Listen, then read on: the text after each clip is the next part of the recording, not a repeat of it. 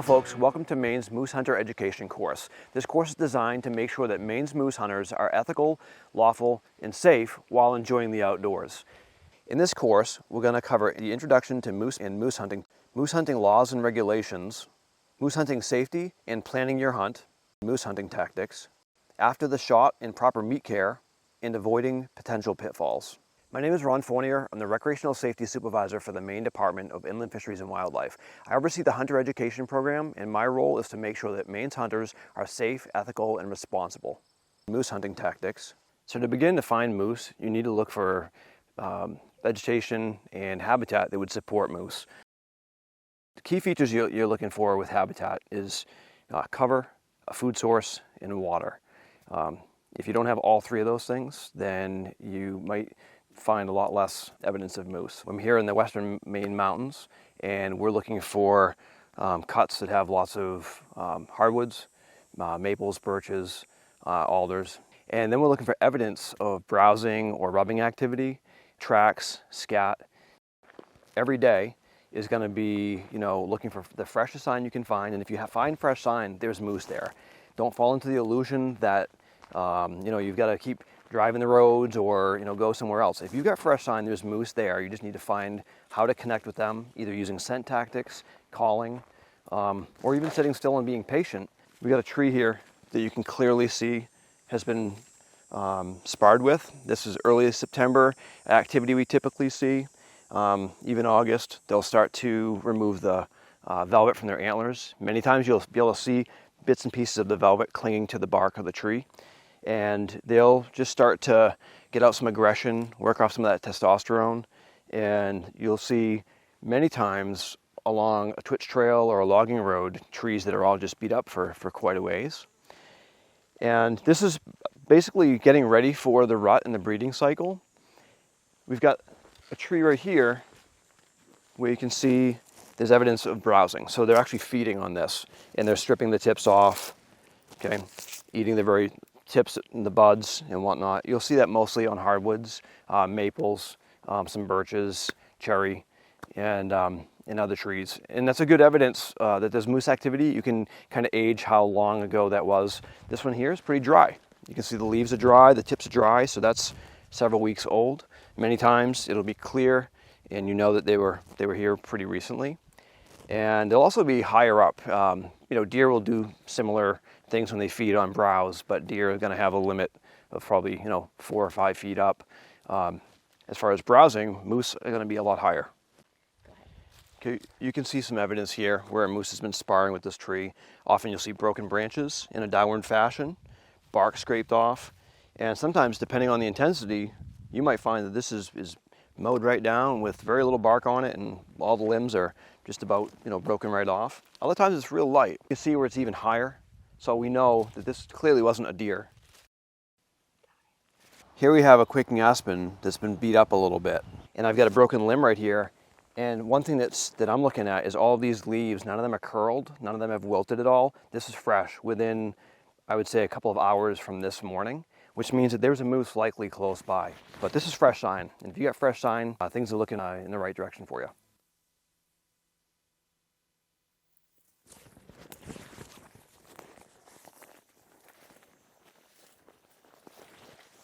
I need to identify if it's a bull or a cow, depending on my tag type. That's where I'm going to be looking for tracks. And when we find tracks, we want to try to interpret, is it a bull, is it a cow, which direction are they traveling, and how fresh is that track. We got a small track here. You can see they've got cloven hooves, so when they step down in snow or mud or loose soil, their hooves will actually spread slightly, acting almost like a snowshoe to keep them above the soil or the snow or the mud or whatnot. This one here, there's almost no gap between the two front toes. I'm going to surmise it's probably a young moose. Looks like maybe a cow. The weight of the moose, how fast they're traveling is going to dictate, the impression here. Okay, so when you're reading a track, you want to be looking at the direction that moose is going. Their hooves are like a spade, okay, and you've got two independent hooves. And you'll see a little crack in the middle here where they're separated. When they step down into mud or snow or loose soils, they'll actually splay out slightly. That's helping to keep them from, post holing into the mud and whatnot. And then where the tip of that spade is the direction that that moose has been traveling. So we've got another track right in front of me here.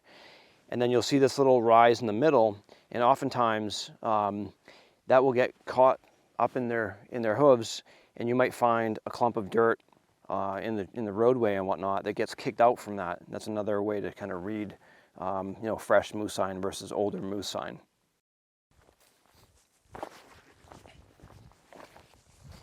Okay, so part of scouting and looking for fresh sign is looking for droppings and scat. Here's a pile of moose scat that clearly this has been here for a while. So this is not making me too excited that this moose responsible for this pile of droppings is anywhere close to here. I'm looking for fresh scat. It should still look moist. Many times you'll see it along the trails or in piles. Sometimes bulls will actually poop as they're walking, so you'll see kind of pellets in kind of a line. But anyways, fresh droppings is another telltale sign that you've got good moose sign. When looking for moose sign, one of the important things I'm looking for is bedding. When I find beds, that's gonna give me some intel of where moose is spending part of their day. Now I need to interpret the bedding area. If I find one bed randomly, I'm not gonna get too excited. If I find an area that has a lot of bedding, that's an area that I'm gonna key in on. Now a spot like this, right out in the open, very thin, very sparse grass here, not that far off of a logging road. This is a bed I would assume that they're going to use, early morning when it's really, a really cool frosty day, trying to get warmed up here and stay, low. This would be a bed that would be probably used at that period of time. If it's going to be a real, warm day or even hot, here it is, almost mid-September, and we're creeping up into the high 60s right now. More than likely, moose are going to bed into some darker cover, keep the sun off of them, and stay covered up, but also stay cooler in the shadows. So balsam and spruce thickets, things like that, or mixed hardwoods are going to be probably your best bet. But anyways, with beds, really key in on where they are located, and then where they're located in relationship to a food source. That's going to be important. So just another thing to be thinking about. Mark it on your map, plug it into your GPS. So mountain ash is another food source we were going to key in on. You'll be able to find this in certain parts of the state. It's indicative of these berries here. They'll turn bright orange. So another important food source for moose. Also another favorite for Maine's black bears. Okay, so when we're scouting for moose, again, we're looking at things that they would be drawn to eat, as well as water sources. Moose are herbivores, which means they only eat plants. They're going to browse on leaves and twigs like we talked about earlier, as well as aquatic vegetation. So pond lily, pondweed, and other aquatics are a staple. And there's actually nutrients in there like sodium and other nutrients that they seek during the summer and into the early fall. And then when those food sources start to dwindle, they're going to shift gears. They're going to do more hardwood browsing before the snows of winter. In the wintertime, they shift their diet and they actually consume a fair amount of balsam fir, but they can't survive on balsam fir alone. So they supplement that with woody tips and browse. And you'll start to see the diameter of the twigs that they're actually chewing will actually increase a little bit, where they're gaining nutrients, not just in the ends of the shoots and the buds, but they're actually eating some of the wood and bark. So another food source for moose, especially in the winter, is balsam fir. Balsam fir is easily identifiable. It's a very common species for Christmas trees, and you'll see that their needles are about 1/2 of an inch to 5/8 of an inch long. They lay flat, but you'll see a lot of balsam fir.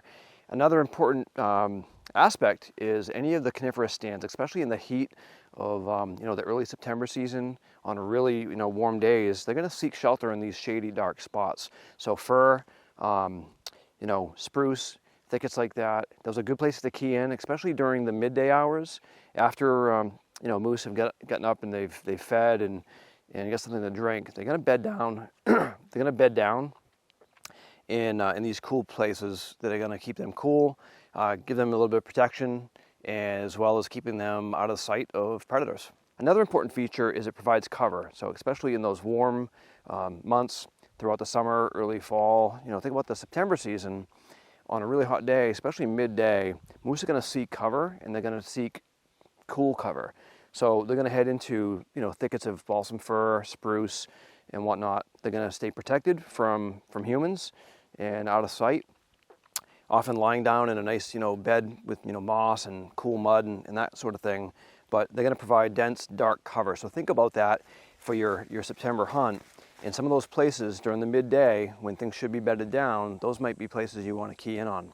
Another important component of balsam fir to moose, they use them to rub on quite a bit, and they actually make signposts. And it's not uncommon to see a balsam fir where there's no limbs for 6 to 8 feet, where they've actually just broken all the limbs off and rubbed that tree right down to bare bark. And it'll be smooth. Sometimes there'll be bits and pieces of their velvet in there. And those signposts, those are key, because that is essentially identifying that bull's territory to other bulls. You find a signpost and you put that on your GPS, and you want to pay attention to that, because that means that's his territory. There's a couple of things that you can do to use that as a tactic. If you're using any kind of scent, you can put some scent nearby, which might give that bull the thought that there's another bull or even a cow in his neck of the woods. So key in on balsam fir, and again, it's very important to moose in Maine.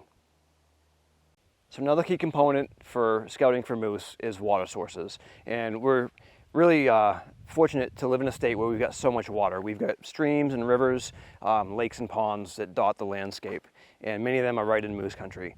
These actually serve as kind of an oasis for wildlife. You'll see quite a bit more sign around water. This has been an exceptionally dry summer, so I'm thinking about that going into the fall. That's going to be something I'm going to think about, is I need to find reliable water sources where moose are likely to be found, and then I'm going to be looking for fresh sign. So obviously, to find aquatic vegetation to cool off, on those warm days, and also aquatic vegetation. Now in September, going into the October hunt, you're going to find them feeding in these ponds less frequently, where they're more interested in breeding and finding a mate. But these are great places to still set up on. Another key aspect is, as far as, during your hunt, you could actually set up here and glass the entire, shoreline on the opposite side. And it's going to be really important that you understand, judging distance and whatnot.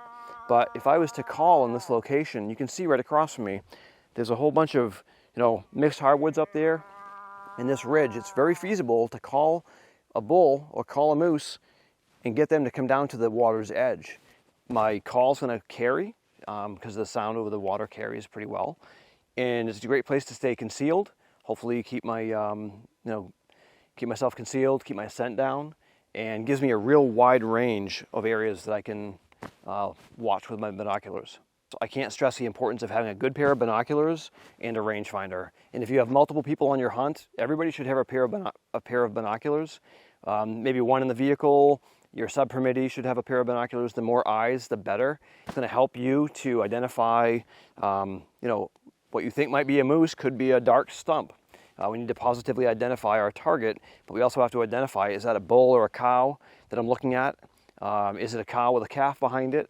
We want to make sure we know exactly what we're looking at. So having a good pair of binoculars and having them handy, there's lots of different chest packs. They're not very expensive, but this helps to keep my binoculars handy and at the ready. I can go ahead and look across the horizon and then put them back in safely. I'm not, having them around my neck or having to put them in and out of my backpack. Another component is a rangefinder. And a rangefinder is going to take out some of the guesswork of trying to estimate how far you are from an object.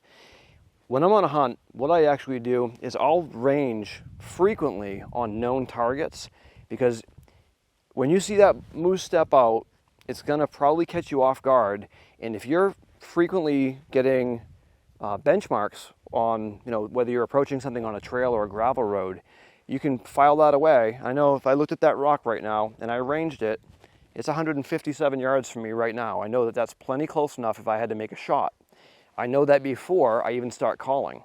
So if I have a moose come down to the water's edge anywhere near that rock, I don't have to worry about trying to range it and spend extra time.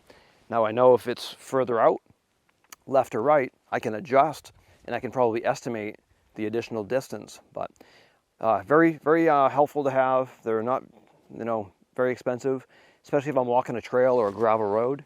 I'll, pick up a tree or a stump or a rock and I'll range it and I'll just let the hunter or my subcommittee know, from here to there is 100 yards, from here to there is 200 yards, or whatever it is.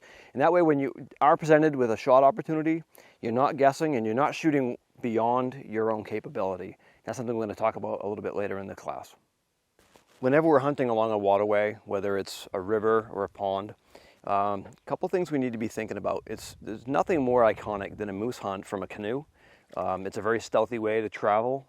Look at our ancestors, and I think that's how we did a fair amount of hunting.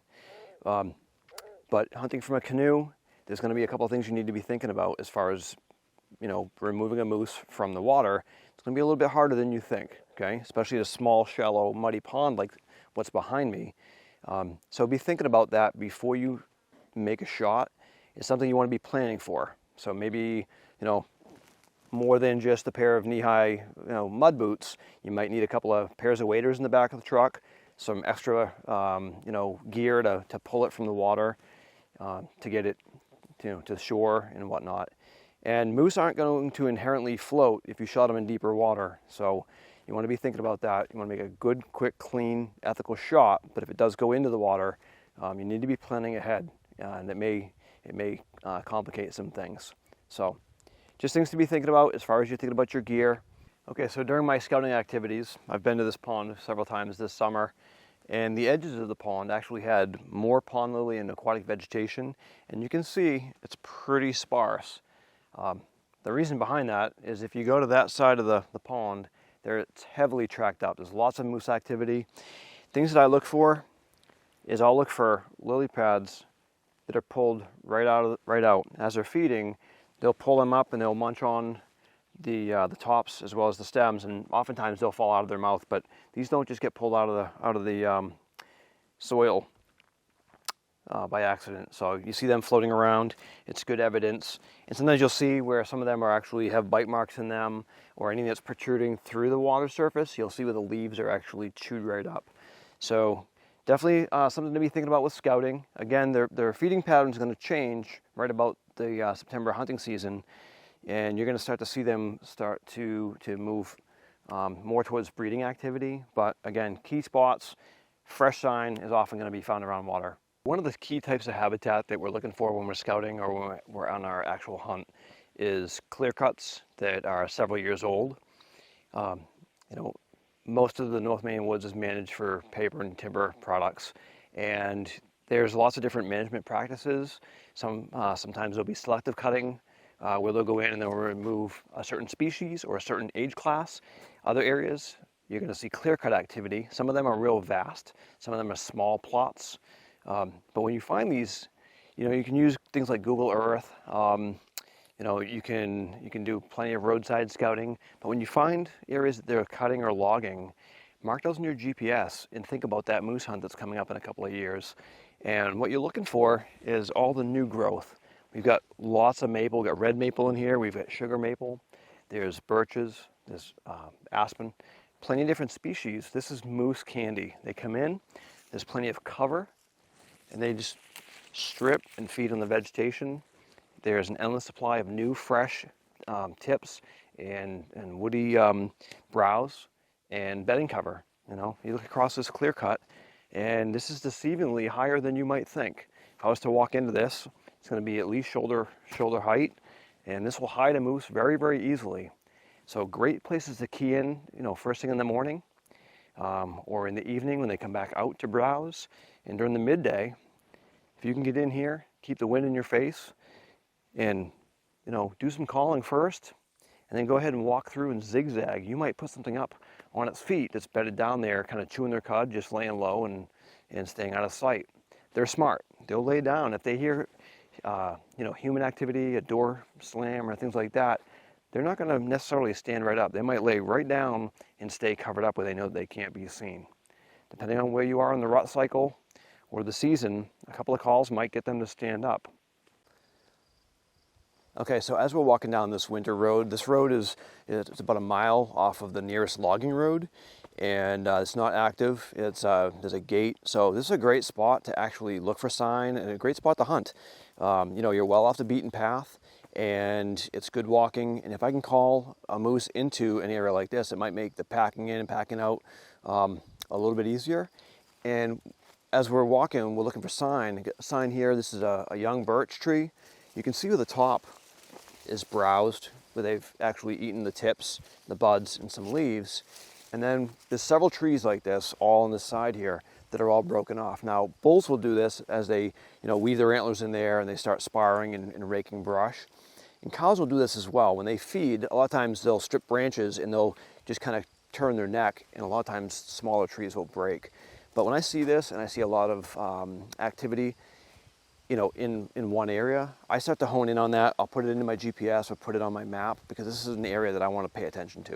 I'm going to look for other sign. I'm going to try to find the nearest water source and maybe bedding areas and things like that. But this is definitely showing some promise. It's early September, so they're going into that pre-rut phase here in the Western Mountains. So definitely things you want to be looking for. Okay, when calling, there's a lot of techniques. Everybody has their own twist on things. A couple of things that I do personally, I actually pinch my nose to make it sound a little bit more nasally. You're really using your diaphragm, and when you're making a call, you're trying to project, a good distance. Sometimes louder is not necessarily better, so just try to, read the terrain. If you think that there's moose close by, maybe start off with some soft calls, and then amplify from there.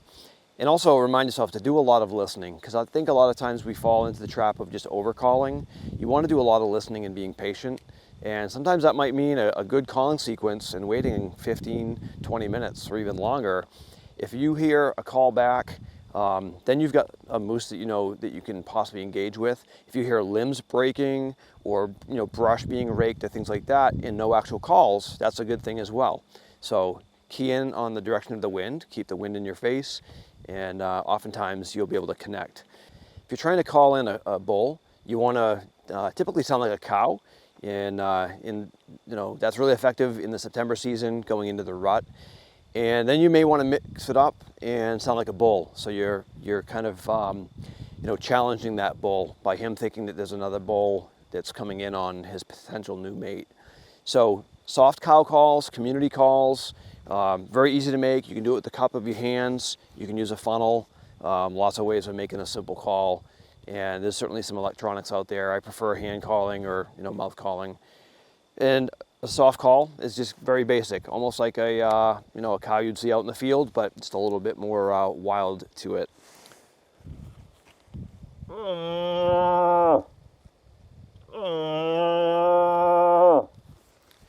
That's really just kind of a community call, just to see if anybody's out there. And a lot of times you may have a response from other cows calling, which is good. If you actually can call another cow in, that cow might have a bull trailing it, and or you might have a cow tag in your pocket. As they go into estrus, you're going to hear that really whiny, long threaded call, and a lot of folks have, again, everybody calls a little bit differently, but it almost sounds a little bit like a cat sometimes. But you'll hear 30-second, 40-second call sometimes. The first time you hear it for real in the woods, it'll probably startle you, and you'll try to figure out what is that until you identify that it's actually a cow in heat calling. I'll give you a little sample of that.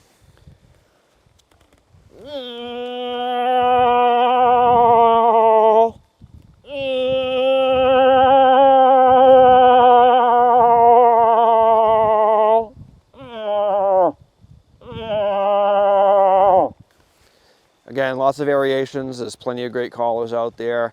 It doesn't take a lot to practice and make a call that sounds similar to that. I will say with calling, it doesn't have to be perfect, and many times you'll get a call back. Now, if you get a call from a bull, it may be very faint. It'll be a really light guttural grunt.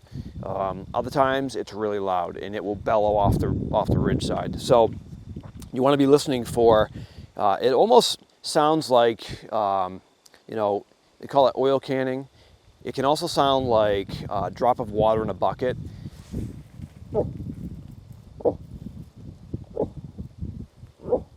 That's very faint. Many times when they get really interested and they're coming in, we kind of call it coming in on a string. You'll hear that grunt almost every step, and as they come in, you can actually see them as they're coming in, and they'll continue to grunt and rock back and forth.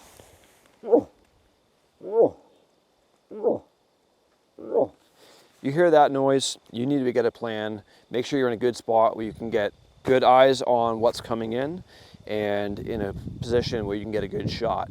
Now, it might not be the bull you're looking for. It might be more than one bull. So have an exit plan. And we talked about, using other tactics. If you're using scent, don't put any scent on your clothing or your hat, because you very well could call a bull into close proximity and he thinks he's coming in to find a cow, and if you get cow estrus scent on your clothing, you better be able to put your sneakers on and move pretty quickly. So just some things to be thinking about. Practice, but one thing is not to practice right before your moose hunt. Don't go out there and educate moose. The last thing we want to do is go out there and start calling right before the season and get a bunch of attention and have a moose come in and see you and realize that he's just been had, and then come in 2 or 3 days later to try to expect to shoot that moose, because they're going to learn pretty quickly. So practice at home, practice in the field sparingly, and have a lot of fun with it. Another tactic, if you're finding that the moose are call shy, you're not getting a lot of calls back, you just need to sound like a moose to get them interested. One of the tactics I like to use is I'll put my mud boots on and I'll splash around in the mud and I'll make sounds like a moose walking through the mud and the water. And think about, a 1,000-pound animal, kaplunk, kaplunk, making that noise, okay, very, kind of loud and audible. The other thing I'm going to do is I'll take a water bottle or empty coffee cup and I'll fill it with water about this height. Cows will urinate right in the water, and for a bull, especially during the rut, if you make a couple of soft cow calls, make it sound like there's a cow in the water, and then just stop and pour that into the water. That tactic works more times than people think.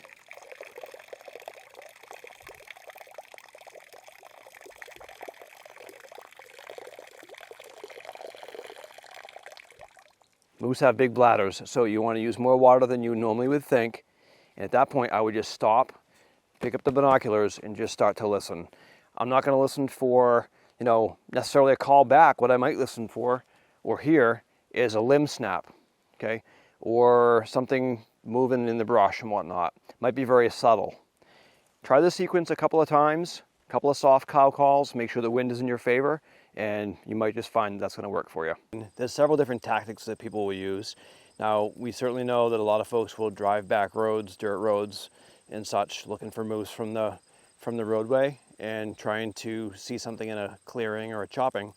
And people do have success that way, but those days are kind of behind us, and we really encourage folks to get off the beaten path, get into the woods, get into the habitat that moose are going to be found, and you'll find many areas you'll have the woods to yourself. You'll have a much more enjoyable hunt, and you'll learn a lot throughout your week. The other thing you want to remind yourself is that you have 6 one-day hunts. Your permit allows you to hunt for a 6-day period in Maine, so every single day is a clean slate. You want to be thinking about different tactics and ways to improve your odds in finding moose, and things like spot and stalk, where you're moving about the landscape, looking for good sign and fresh cover, and maybe doing some calling along the way.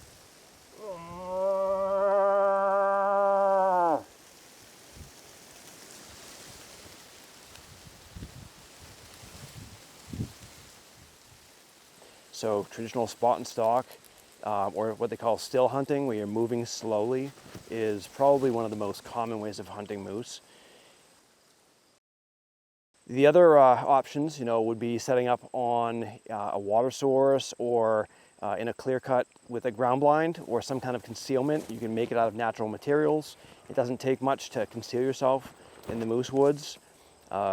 It's definitely a great way to spend your early mornings and late afternoon, early evenings, is to be in one spot, in glassing a good area, and doing some calling as well.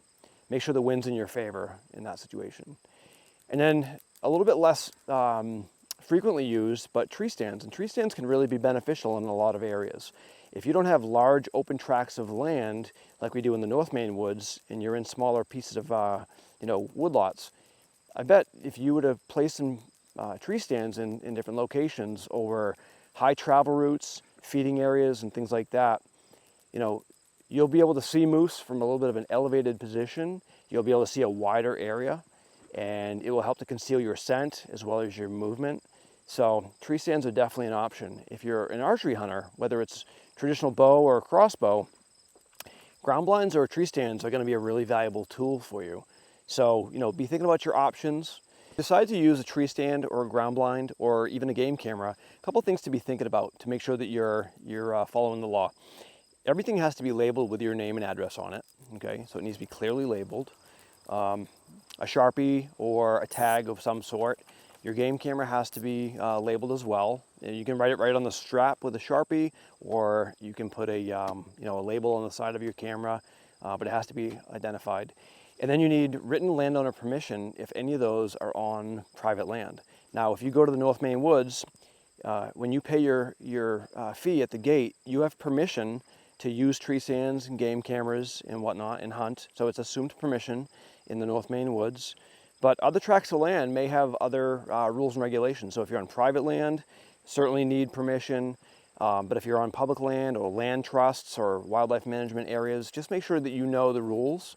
When in doubt, get permission and make sure that what you're putting out there is also coming back out with you. Don't leave a tree stand in there after you're done using it. The other thing is no metallic objects can be placed into a tree on private land or paper company at all. So, if you have equipment or you have a bow hanger, it needs to be a strap-on type versus a screw-in type, so no metal or ceramic objects can be put into a tree. And then the other thing is cutting shooting lanes. If you're in a tree stand or even a ground blind, you're going to probably want to have good shooting lanes. If you have to do any trimming or cutting or brush or tree removal, you need to make sure you have permission from the landowner to do that, and that's going to be really important. As you're planning your Maine moose hunt, there's other options out there for you. There's certainly opportunities for a moose hunt to take place on the water from a canoe, very traditional, back to our heritage. And there's certain waterways, small ponds, lakes, where that can be very effective and you can move about almost silently. So it doesn't get much more traditional than that. And then backcountry hunts. And backcountry, it's a little bit different than, driving down a dirt road, parking and walking in a couple of miles. Backcountry, it can take you into some, really moosey areas, well off the beaten path where there probably hasn't been a lot of foot traffic or hunting pressure. But to hunt in a backcountry situation, you need to fully be prepared. You want to make sure you have everything to, spend the night if you have to. And you might even decide that you're going to kind of camp along the way. And that's going to take a little bit more, a lot more gear.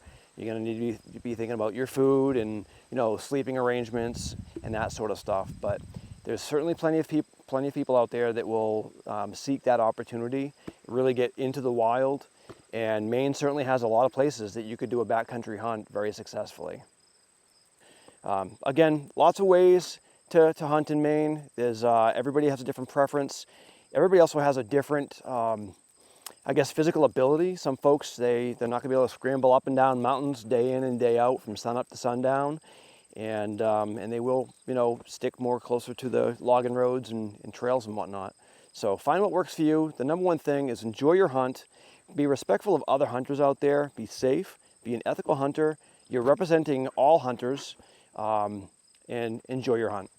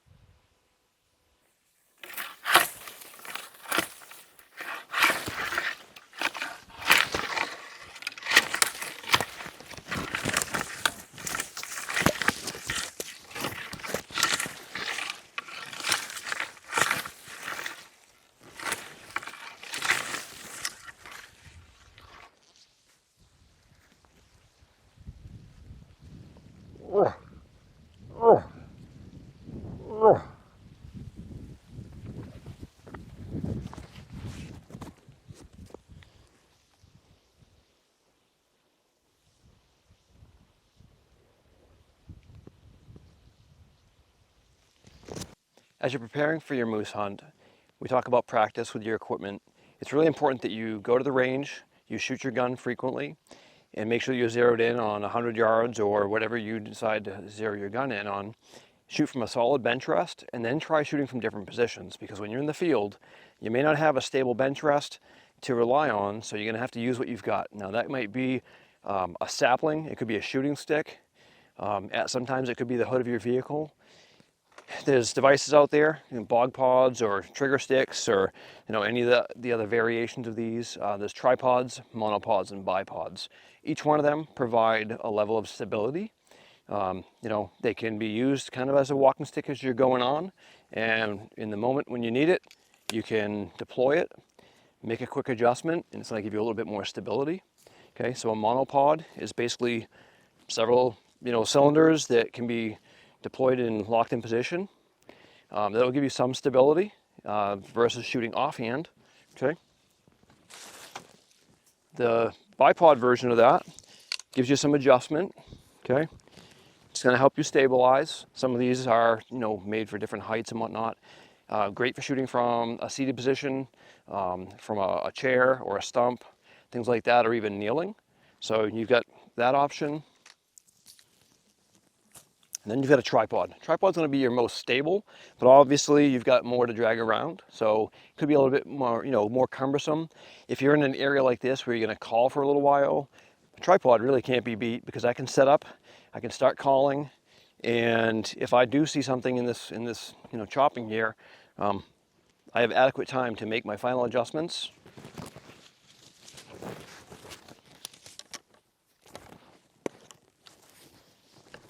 Rest my gun and stabilize my shot. Something to consider. Again, doesn't have to be real fancy. It could just be a single walking stick that you can actually anchor off of. But having a steady shot is going to be really important to make sure you're making a good, clean, ethical kill, and we're looking for vitals. Looking at shot placement, the vitals on a moose, now ideally, if you were to see that moose downrange and it's broadside, that's a great shot. You're looking for the heart, which is, pretty large. It's a lot bigger than a whitetail. The lungs, which are going to be a much larger target. And, then beyond that would be the liver, but you really want heart and lungs. A shot in either of the heart and lungs is going to be a lethal shot. Now, ideally, you make that shot and the moose goes down pretty quickly. If you decide to make a follow-up shot, there's a lot of things to be thinking about. Your adrenaline's going to be cranking. It's going to be an exciting moment. You've got eyes on that moose, and when you pull the trigger, you need to know exactly what happened when you pulled the trigger. Did that moose barely react? And maybe it was hit and it didn't show any reaction. And you need to decide, do you need to put another round downrange to put that down? And many times that answer is yes, follow up the shot. If you have a subpermittee, you need to make sure you're both looking at the same moose. We don't want to see double kills. We know they happen. They're unfortunate. There's a lot of reasons. Many of them are preventable. If there's a hunter and a subpermittee and they're not communicating and they're not hunting shoulder to shoulder as they lawfully should be, and we look out and we see a moose, but we think we're looking at the same one and we're looking at two different moose, after the shooting, you may very well go downrange and find that you've got two on the ground. Okay, and that's gonna be another discussion we're gonna have here shortly. If you lose sight of the moose and it drops and then it pops back up, you got to make a really conscious decision whether or not you need to make a follow-up shot, because the one that just stood up might have been the one that was bedded down beside the one that you shot, and that's the one that stood up. So I would refrain from making that shot. It's going to eliminate the chance of a double kill. If you felt solid on your first shot, which you should, don't pull the trigger until you feel 100% confident in that shot. If you felt confident in the first shot and that animal dropped, it's very likely hit. Keep your eyes on it and watch and see what happens. If the one that stood back up starts to stagger and starts to look like it's going to, tip over or is running for the wood line, but it looks like it's been hit, at that point, you could probably make the decision to make a second shot. But if it gets up and it looks like it has not been hit, very likely it's a second or third moose. We see this in the October season. Very frequently we see bachelor groups forming. We see the bulls, they've been sparring and chasing cows for a good number of weeks. Then they get back together and they kind of They kind of slow the tempo down a little bit. They've burned off a lot of muscle. They might still lightly spar, but they're not aggressively fighting for cows or for territory. And many times you'll see them bedded down together, 3, 4, 5 even, in a spot just like this. So in the October hunt, even though you've got the benefit of more leaves on the ground and better visibility, think about those clusters where you might have multiples. You may also see a bull with a cow still well into October, or a cow and a calf, or 2 cows. So we said it before, good glass, pay attention, slow it down, make sure that you're identifying your target. It's a bull or it's a cow or whatever your tag is assigned for. When you pull that trigger, make sure that you are 110% confident in that shot, and the end result should be that moose is killed quickly, cleanly, and ethically. Okay, so we've discussed the importance of having some good optics, binoculars, even a spotting scope in some areas, if you can really see a long ways. But for the most part, a good pair of binoculars is going to be really important. As a safety aspect, one thing that we want to remember we're never going to do is we're not going to use the scope on our rifle as a means of optics for sighting to identify a target, right? If I saw something dark in the back of this clear cut, I'm not going to pull up my rifle to scope it to see if I can tell what it is, or even see if it's a bull or a cow. I'm going to use my binoculars, make sure that I 100% identify my target before I ever use my scope to put my crosshairs on target. Don't want to ever point a gun at something you don't intend to shoot, and it falls right into that safety message, okay? So don't use your scope as a telescope. That's not what it's designed for. One of the questions we hear quite a bit is, what's my likelihood to get into an effective shot range with a crossbow or archery equipment? And if you do your homework and you pay attention to the wind and really learn how to get yourself in position, you have a good chance. But you also may find by midweek that whether it's the weather or just where they are in the rut cycle, that you may want to switch to a rifle, which is going to give you a little bit more opportunity, a little bit more distance. So things to be thinking about. Thanks for participating in Maine's Moose Hunter Education course. We hope that you found this resource valuable as you plan your next hunt, whether you have a permit for this year or you're looking forward to drawing a permit in the years to come.